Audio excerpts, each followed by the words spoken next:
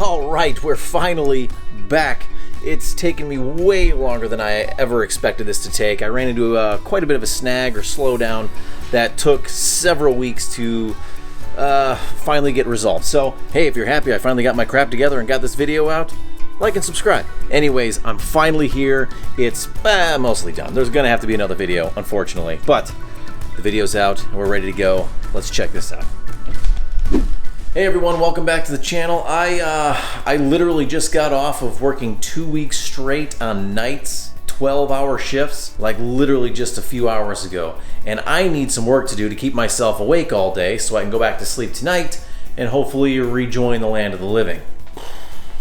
Anyway, if you watched the first part of this video, link in the corner, you'll know I'm finishing a room in my basement for my oldest kid.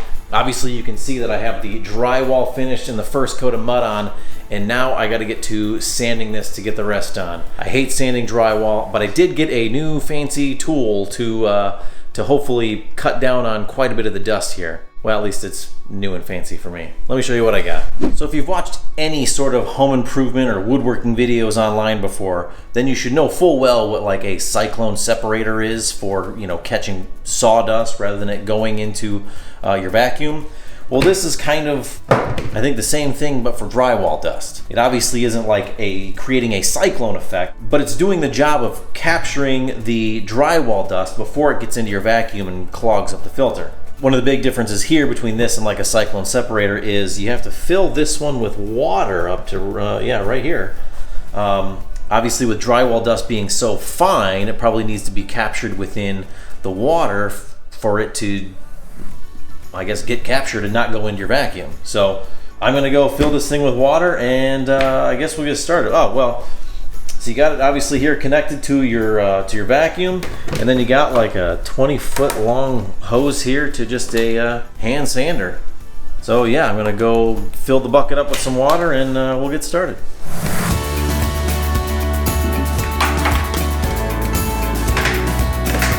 Full of water. Now it's time to, I guess, go ahead and get started.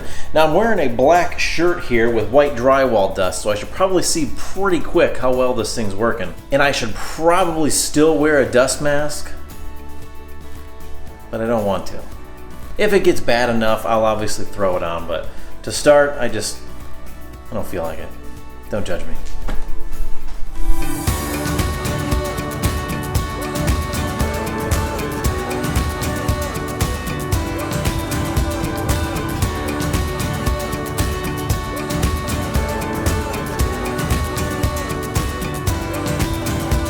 So the drywall is done. I've done 3 coats, I've sanded 3 times, and that's enough. I hate drywall finishing so much. It's one of those jobs where it requires so much time and work, but you see very little progress on the project. So it's very hard for me to like get motivated because it's like I said, it's so much seemingly for so little. But it's done now. I'm happy to be moving on. I'm gonna be rolling on some texture. All right, scratch that. I started doing some of the texture and it was okay, but you saw the roller lines and it just really wasn't in keeping with the rest of the house. So I'm going to commit a cardinal sin within the realm of DIY. I'm gonna hire a contractor. So I called the original drywall contractor that I used when I built my house. And so what they had originally done was a spray-on orange peel texture. And the more I thought about it, the more I wanted this bedroom down here, as well as gonna be eventually the living space down here in the basement, to match the rest of the house. And I just wasn't going to get that with what I was trying to do. So I'm gonna suck it up, hire the contractor to do this spray-on texture, and then I'll go on and finish everything else. So what I'm gonna do now while I wait, unfortunately, a few weeks for them to come and do that, I'm going to construct my window frames. I got the normal style that I gotta do, or that I've done for the rest of my house. I'm gonna get these built, ready to go, so that once the texture's done, I prime these walls, I can throw these up, throw my baseboard in, whatever trim I got, and spray them, paint the rest of the room, and go to town and hopefully get this thing finished. But before I do that, I did want to show you how this sand clean, drywall dust thing worked out for me. It's obviously not perfect. You do still get some dust, obviously just falling onto the floor, but I do believe it cuts down quite a bit. You can kind of just tell, if you've ever sanded stuff without it before, the room just kind of gets filled with dust and it gets nasty. This definitely cut down on that. It never really seemed like that at all, actually. But I wanted to show you how much dust it actually fills up with here. It's actually crusted over because it's been sitting for a couple days. But as you can see down there at the bottom, full of drywall dust. In here you can look at the outside. You can see it's probably 2.5 inches of mud down at the bottom from that. So it collects quite a bit of the dust. That's actually the second bucket. I believe that was the second and third sandings, because the third one's not quite as much stuff. But the first sanding had almost just as much of that as well.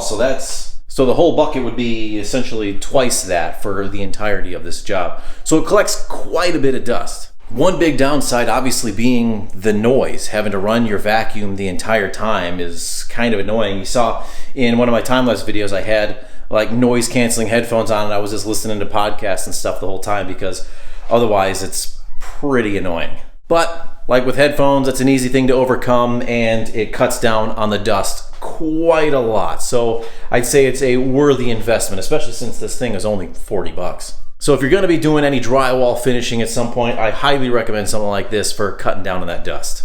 Something I don't think I covered in my last video on the fasteners I used for installing my drywall on the superior walls, which is really just would be the same as installing it on any steel studs. I tried before using like the fine thread steel stud, just like regular black drywall screws, and those did not work well for me at all. What I ended up going with was these 1.25 inch, again, they're drywall screws, they're fine threads, but these have a self-tapping head on them for obviously going into steel studs. That worked much better for me than anything else. So this is what I would recommend for anybody going into steel studs and using with superior walls. I don't know how anybody would be going into a steel stud without a self-tapping head anyways, but so that's what I used and they worked out great for me.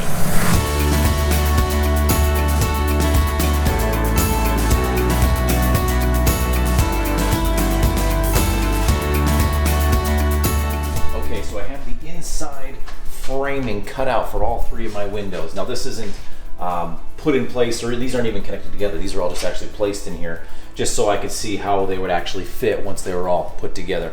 I'm going to be doing connect them together with pocket screws, and this is where I kind of hit a bit of a snag.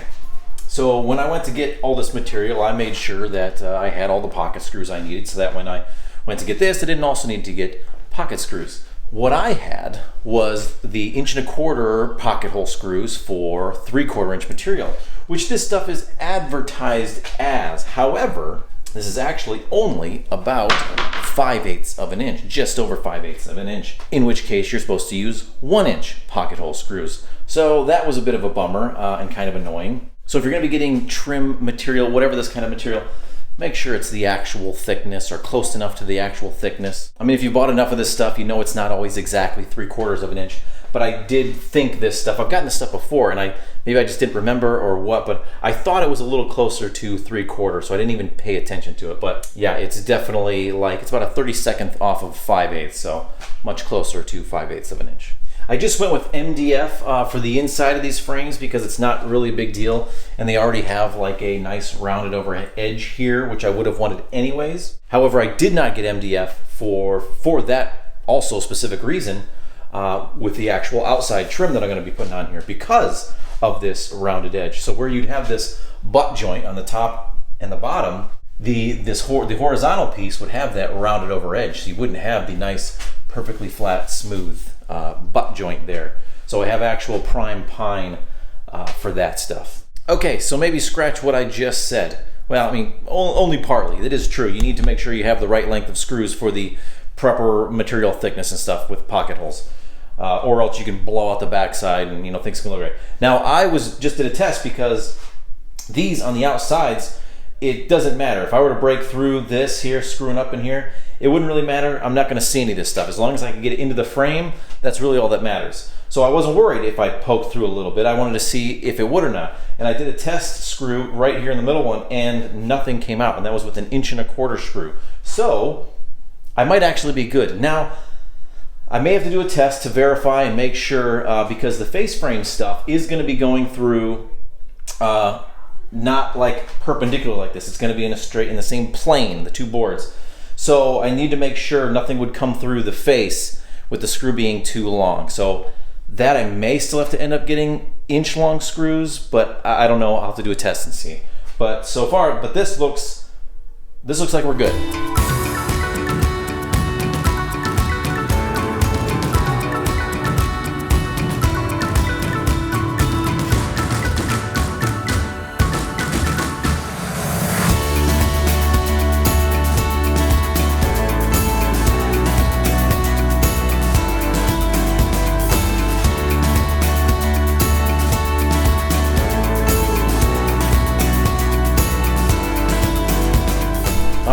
So the moment I've been waiting, I think 4 weeks for now, unfortunately, has finally come. The drywaller should be coming within the next day or a couple days to spray texture, orange peel texture onto all of my walls.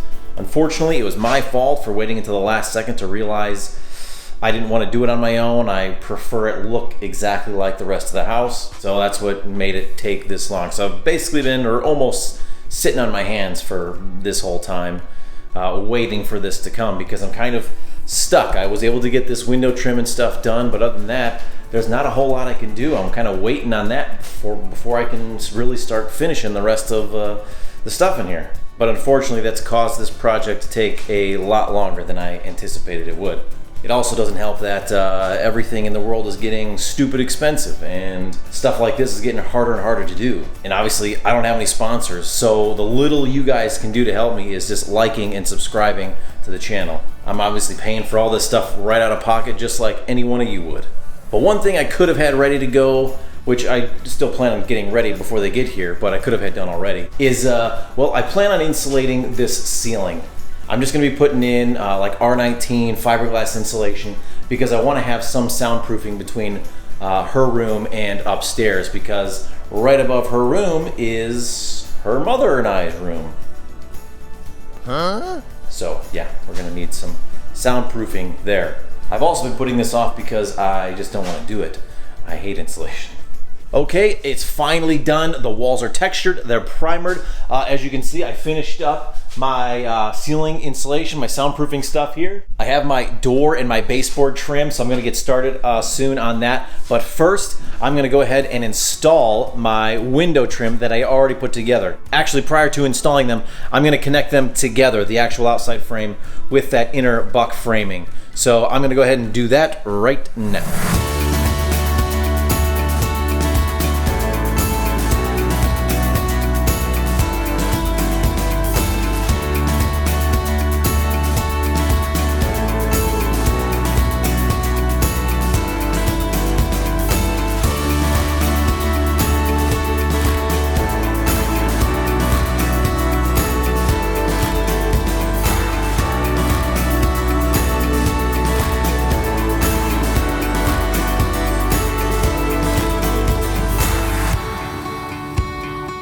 Since I'm installing carpet, I didn't know my exact finished floor height, so I just set my door on shims, and I thought that would be best to try and figure out the height that I needed to set my rail to.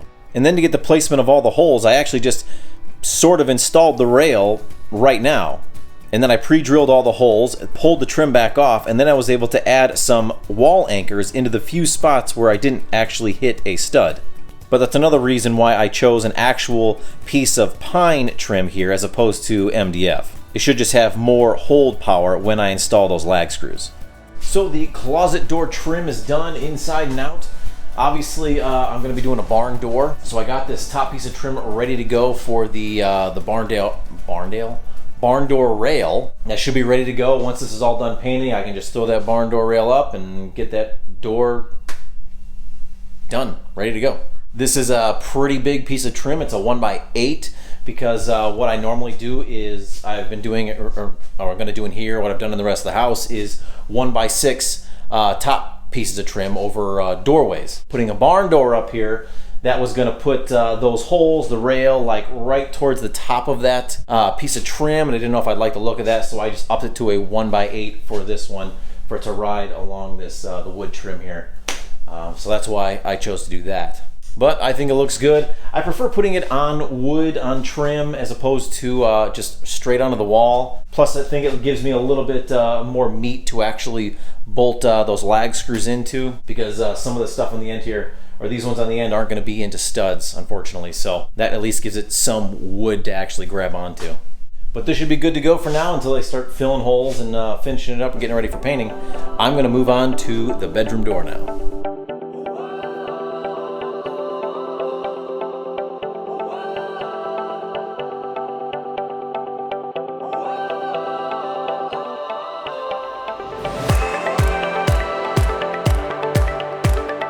I just used a couple pieces of drywall, a shim for my trim. This was to keep the trim up off the floor about a 1/2 inch so that the carpet could be easily tucked underneath. And the carpet guys said that was great. So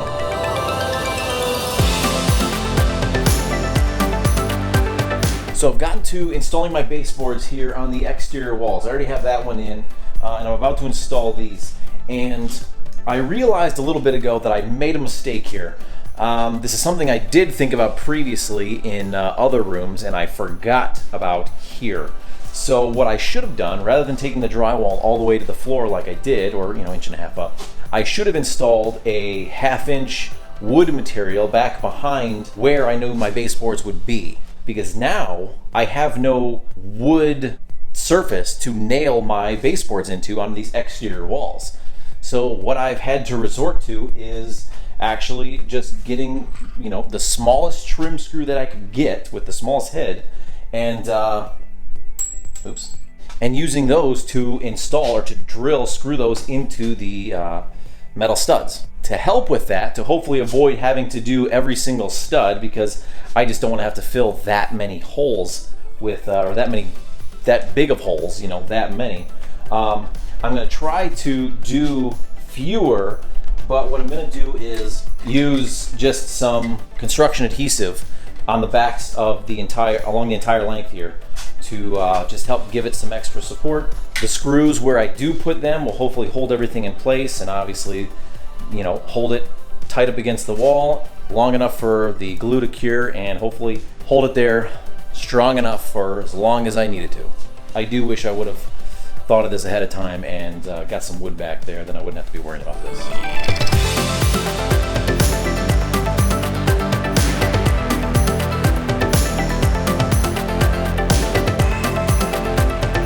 Okay, that actually worked out all right. I was a little worried because these are actually just like wood screws. I couldn't find any like fine thread sheet metal screws with that small of a head. So I just got the smallest head, trim finish screw that I could get, and I just kind of hoped for the best. And it actually worked out.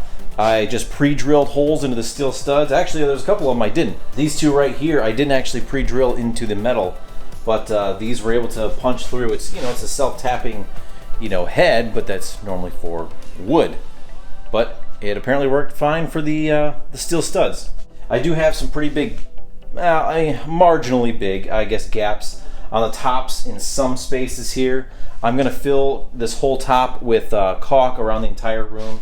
I'm going to caulk all the joints and do all that stuff before I paint. So that'll disappear once I caulk. But that, I think, actually, I can kind of look, you can see it when you look down the wall.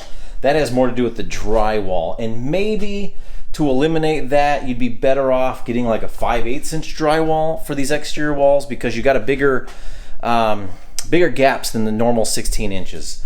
You got like 19, 20 inches in between like the actual open cavity space in a lot of these. So maybe you can have a little bit of warping there in the regular 1/2 inch drywall. So maybe 5/8 would be better on exterior walls with this stuff, but I think it's a minor issue. Like I said, once I caulk this, I think that, will just disappear and you'll never even know it was there. But other than that, these worked out fine. It worked out good. Unfortunately, I got to do a little bit more work in filling these bigger holes and stuff for this before painting, but is what it is. Now, when working on outside corners like this, I found it easier to actually just use the piece that you're going to use here and put it on the wall where it's going to be, and then get a piece of material that's just like the right thickness. Actually, I use this piece here, but it's got glue on it, so I just had to be careful.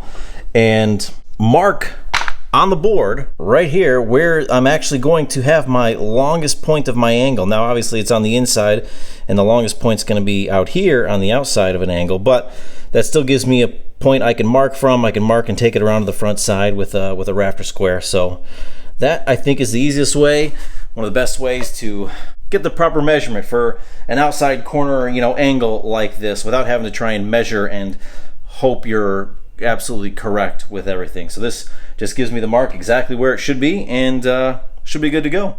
Now, this method I think can also help with just the fact that your wall may not be perfectly, straight plumb. It might not be a perfect 90-degree cut that you have to make here. So if you mark it on the actual wall where it's going to be and cut according to that, you might get a much better angle cut, because you don't necessarily have a perfect 90-degree angle. Something else you can do even with this is get the angle cut, make sure your angle's correct and good, and then try to just sneak up on it from the straight side. Set your saw back up to just a straight 90-degree cut. So I could have cut this angle, as long as I knew that angle was good, and then just, and if it was still sticking out past long, I could sneak up on it from the straight side. That can be easier than trying to just keep cutting miters over and over until you get the right length there. So there it is, the baseboard trim, my window trim, my door trim, all this stuff is done. I actually got it done in probably record time for me. I got it done so fast, again, for me, that when I told my wife, she was actually like, "Really? Like, already?" Like, that's a little weird. Which, yeah, I guess for me it is. I tend to take more time than generally needs to be taken. But I got it done pretty quick this time. It's done. Now I just got to go ahead and start filling all the nail holes, which is going to suck and be super boring for you. So we're just going to skip that part. So I'm all done with my with filling the holes and cracks and sanding. I didn't record any of that stuff because it's just a whole bunch of sanding and it's pretty boring. I did use my palm sander and my vacuum and stuff to do it all. Obviously a little bit by hand here and there, but most of it with my actual sander. But now we're moving on to the trim beautification part, where I go around and I caulk all the joints and edges of the trim and stuff to make everything look much prettier once it's painted. Words to live by: do your best and caulk the rest. It's funny, I did some of this stuff last night, and I came back in here just now, and I'm looking around, and I can see all these cracks and stuff on top of the trim. And I'm like, what the heck? I caulked all this stuff last night, didn't I? And then I remembered I used clear caulk. Starts off as white, and then it clears as it cures. So it's all good. It's good. It's paintable, but I freaked out there for a second. But this stuff that I'm using is white, so I won't scare myself tomorrow, hopefully. And I just got off a 12-hour shift, and I'm going to be going to bed in like 3 hours. So yeah, I am doing this in pajama pants. Oh yeah, so it's good to try and cut a pretty small hole I've found in the caulk tube. I could have actually gone even smaller than this, so I guess I messed up a little bit. But yeah, you want to be pretty small. You don't want to be putting globs of caulk on this stuff just to have to pull that right back off. So try to just fill as much as you need, and obviously you're gonna end up with a little bit of excess just depending on the situation. But so I'll come back and I'll tool it and stuff and smooth it out. But yeah, the smaller the better typically in most of these situations. This is literally like a dollar store spatula my wife let me use one time, and it worked really well, so I kept on using it. It's mine now.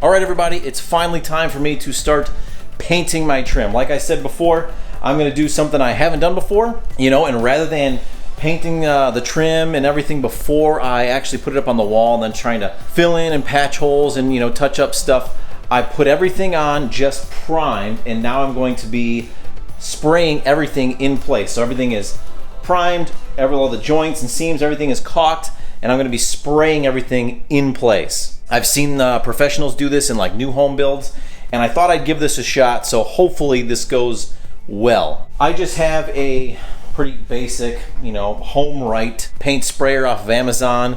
It's obviously not the best there is, but it gets the job done, so hopefully everything works out well.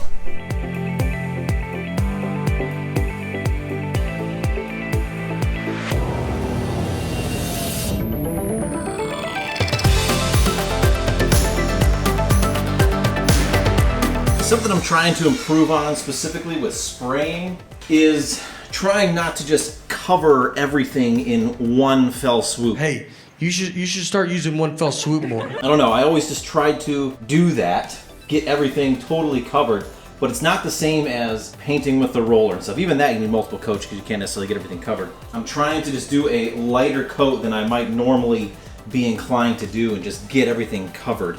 So hopefully that will do better, ultimately give me a better finish, doing multiple coats and stuff like that.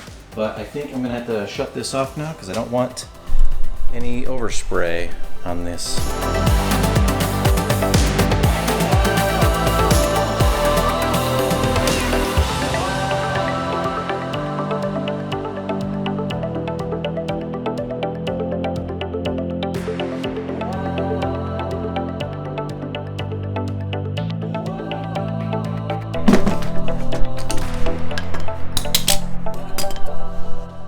Now it's time to install this chunky boy and all his brothers because it's a basement and all my outlets are required to be GFCI protected. Main power comes in on the line lugs, and any subsequent outlets you want GFCI protected need to come off the load.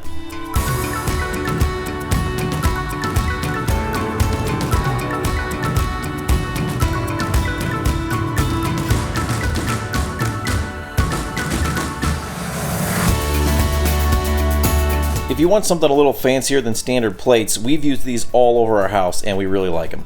They just have this black underplate that screws right onto the outlet, and then the white cover just snaps right on.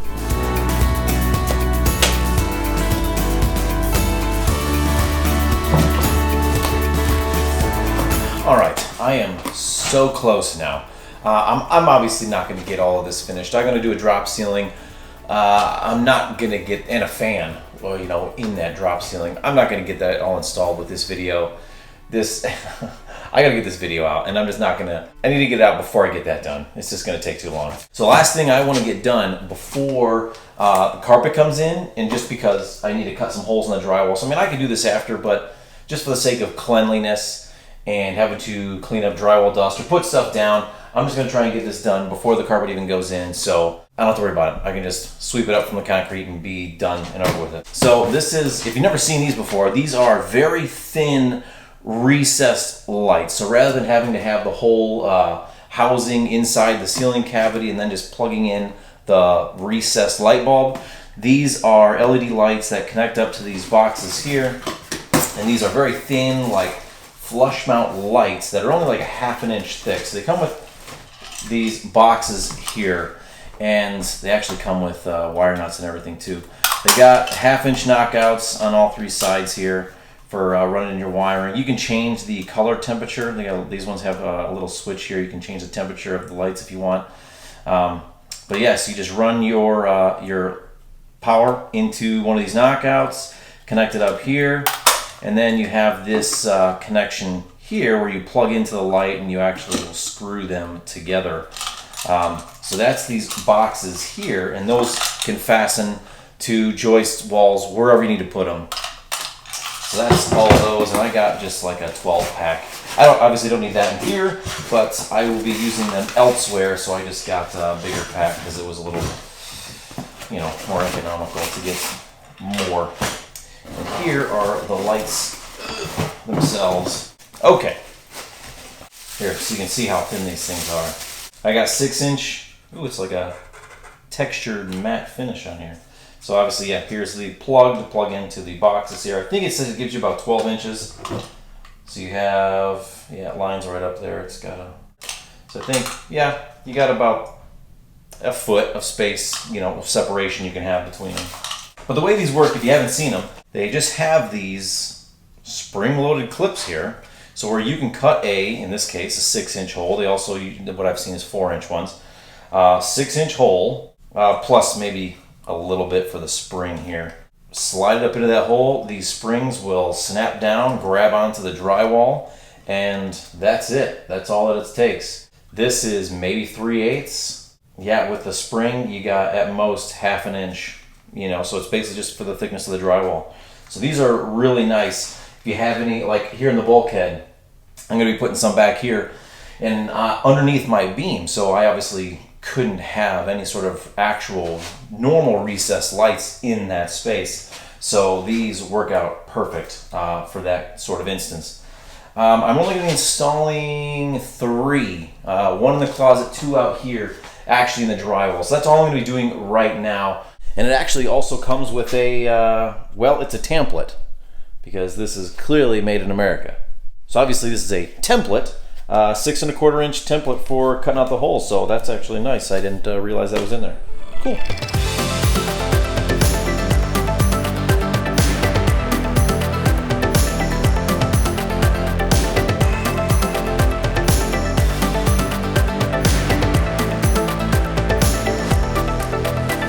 Unfortunately, I don't have a 6-inch hole saw to cut these out, so I had to go ahead and use my multi-tool.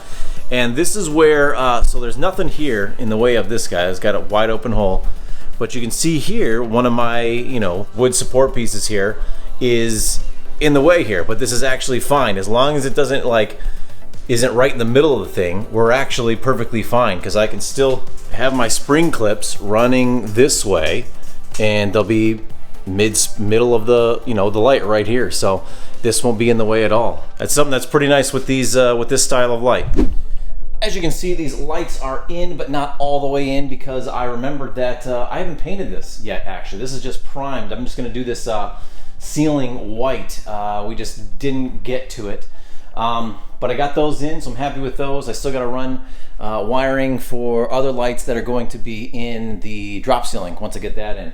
But I'm all sweaty right now. I just got done working out, and something really cool just happened. The carpet guys just left, and we finally have carpet in this room. We got a really nice thick waterproof padding. Hold on, I'll show you. Okay, so this was the padding we had. It said it was advertised as waterproof padding, which obviously makes a whole lot of sense down in a basement. We don't want to have to deal with anything like that. We haven't had any sort of flooding issues as of yet. I hope we never do. I don't foresee any real issues. We've had no real water problems and stuff. So I don't foresee anything, but just in case, I thought it was worth splurging, because this was actually the most expensive stuff at our local Menards. But I figured, hey, it might be worth the investment if I don't have to worry about replacing this stuff if anything were to happen. So yeah, this is the stuff we got. It's either 7/16 or 1/2 inch, one of the two, but it's like a 10-pound density, so it's actually a really dense material too, more dense than a lot of other typical carpet padding. So this is probably going to be one of the nicest carpeted rooms in the whole house, actually, with a nice thick, high quality pad, as well as this carpet too. So I am super excited to finally have this in. It's crazy. This is actually coming together. It's almost done. I just have one more thing to do before finishing out this video, because this thing is it's taking way too long, and I gotta get this video out. This is ridiculous. I wasn't sure how to do this transition here between the vinyl flooring out there and the carpet here, because obviously we're not on wood, so you can't just kind of hammer down one of those transition strips that would go across both and just cover them up. And our vinyl is pretty thin material, so I didn't want to just butt up against this, because there's not a whole lot there.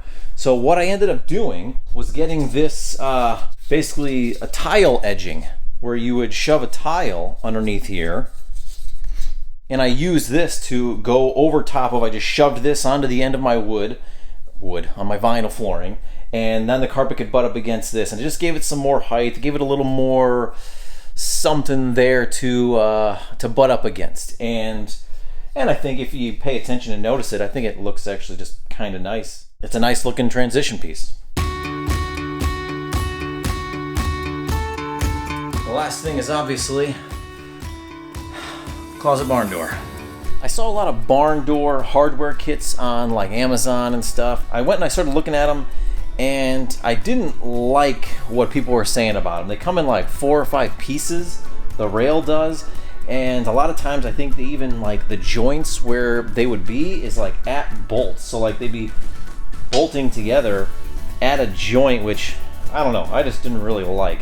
So I just got one from my local Menards. It came in 2 pieces. I could get a full length, one single piece, but it was like 30 or 40 bucks more. I was just like, whatever.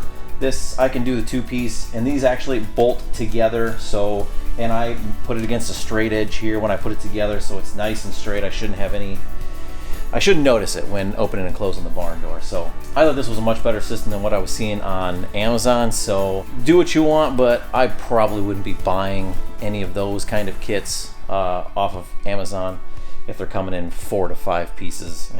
I would avoid it. Something like this, 2 piece, or if you got the money, just do the 1 piece. Much better.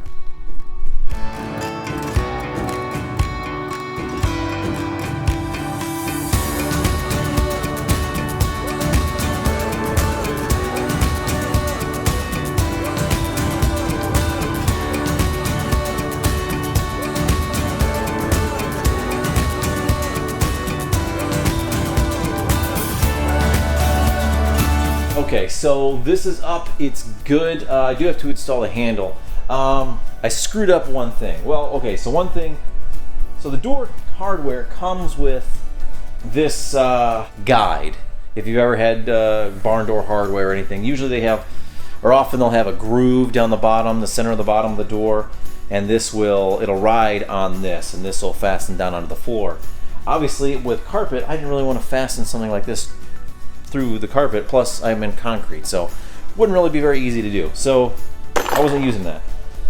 I went to buy this, which actually it came with 2 different brackets here. So it's gonna be like this first one, not this outside one. I just changed that. And this was gonna ride through the groove, and this was gonna mount to the trim on the wall as opposed to the floor. And then I discovered, I thought I had looked at this, apparently I did not. This door has no groove in it. So this would have to ride on the outside like this, which it could do, but then there's nothing to prevent the door from going this way, or even maybe hitting this trim on this side of the door. So I don't know, I didn't love that. I've seen some other ones on Amazon with like rollers. You have a roller on the inside and the outside of the door, and that way it contains it, you know, from going inside and out. So I might be holding off on installing this and ordering a new piece for that, but I gotta clean this up and install the door handle. But otherwise, this is good. We're done.